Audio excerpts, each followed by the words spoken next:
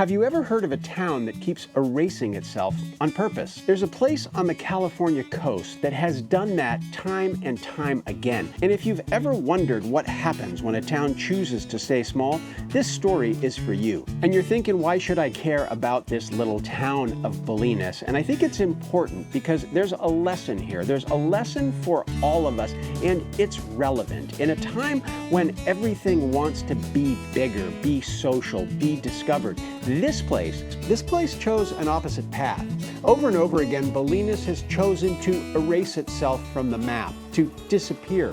I'm a little torn about this whole thing because being a local and knowing about Bolinas, I know that it doesn't necessarily like outsiders. And I was thinking, okay, I'm a YouTuber here and I'm going to make a video. In fact, as I was walking through town, I had my camera and this older hippie dude on a beater bike came riding by and he flipped me the bird. And I'm like, So I went to Bolinas to take a look around, to explore and see what the town was like today. And I gotta tell you, what I found, it wasn't what I was expecting at all.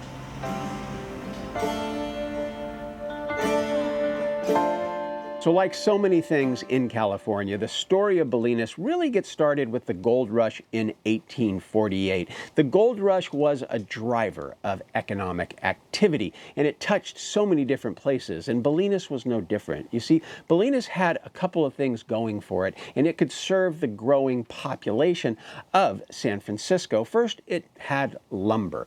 There were virgin stands of redwoods all around Bolinas in the hills of Mount Tamalpais and West Marin. In fact, Muir Woods, the National Monument, it's like one of the only remaining stands of those redwood trees in the whole area. Now, there was a sawmill in a place called Dogtown just down the road from Bolinas, and they would float the lumber out into Bolinas Lagoon. They would load it on the schooners, and then they would sail it through the Golden Gate to San Francisco. The other thing was agricultural products, dairy products, butter, milk, eggs, and certain things that they could grow in the foggy climate.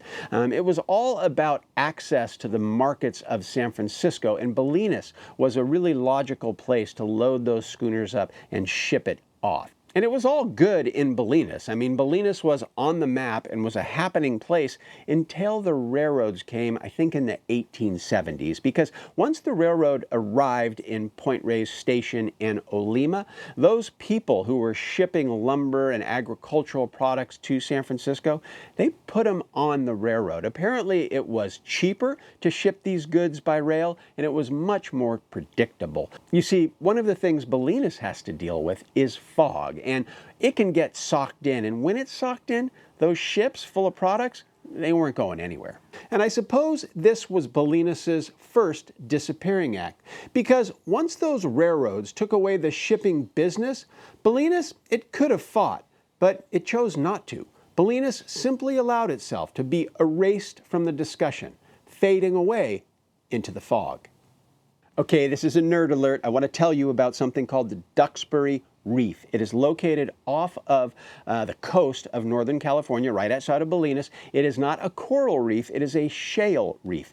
And it is really close to the surface and is this incredible location of marine biodiversity. There are over 500 different species of stuff there. And what makes it so diverse is, well, it's kind of the thing that causes the fog a lot of times. There's this upwelling where all of this cold, nutrient-rich water comes up, full of life. And this reef is a perfect place for a lot of these species to live. You should really read about the reef if you're interested, because it's actually a super fascinating place. If you made it through the nerd alert, you're my kind of people. Why don't you go ahead and subscribe so you don't miss any of my future content.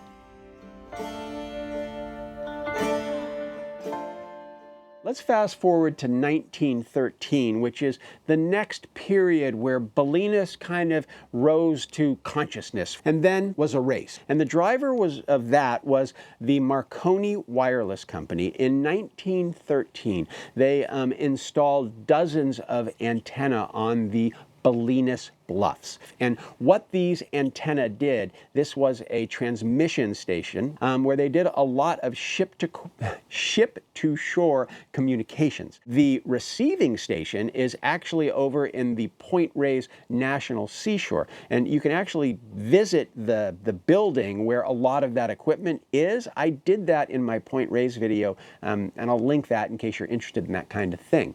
Now, what was really cool about this is it brought people and technology and economic activity to Bolinas. And this place was super important, especially during World War I and World War II. And this location, it brought economic activity to Bolinas. Bolinas was right there. So a quick meal, maybe a place to lay your head at night, it benefited the community, and Bolinas became relevant once again. And this stayed active until into the 60s and 70s, and at that point it really started to slowly become less important. And what happened in Bolinas was, once again, it disappeared from the consciousness of Northern California and maybe the country at large.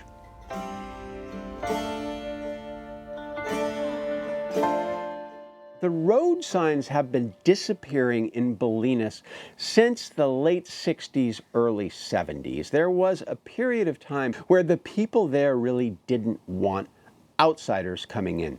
And so they would remove the road signs as soon as the county of Marin put them up. And why is this important? Well, before, Bolinas disappeared because of outside forces, the railroad and the wireless company. This time, Bolinas chose to erase itself because it had had enough. As someone whose family has been in California for over 125 years, for me to kind of discover at this point that a lot of the grooviness around me emanated from that place over the hill, from Bolinas, it was kind of an eye-opener. And when you do a little bit of reading about what was going on in the town of Bolinas, the Eastern religion, the yoga, the organic farming, music, spirituality, volunteerism, the way that they were approaching schools, everything in that community was insular and very purposeful.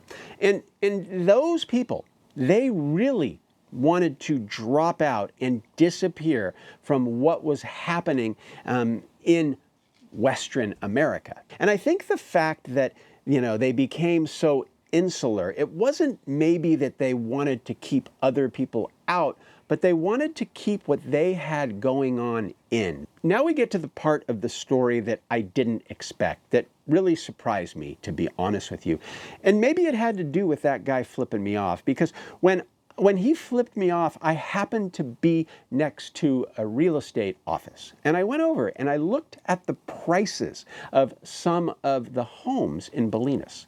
And the most expensive piece of property that I saw, $6.6 million. Small shacks going for $2, $3 million.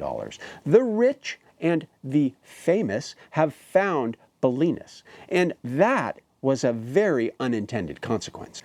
And I talked to a guy who had been in Bolinas for 35 years. He was swimming in the Bolinas Lagoon with his 2 young children.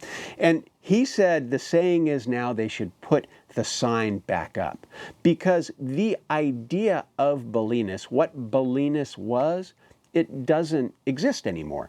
And that guy who flipped me off, he wasn't flipping me off as much as he was probably flipping the whole thing off. Because this groovy community, this place that had a very special vibe, it's no more.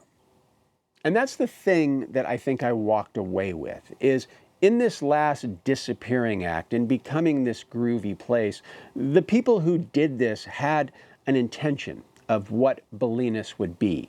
But there was an unintended consequence of what Bolinas became.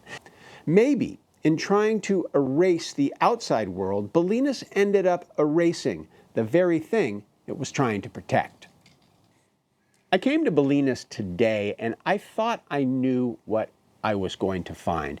And one of the reasons I love doing these videos and exploring the state of California is so often I learn things that I did not expect to learn that are surprises. And by going to these places, that's how I learn them, and I love sharing them with you guys. And if you enjoyed this video about Bolinas, check out this video on the north coast of California. This is about 220 miles north of Bolinas, and it truly is remote and off the beaten track. Until next time, this is Nick, and I will see you on Hidden California.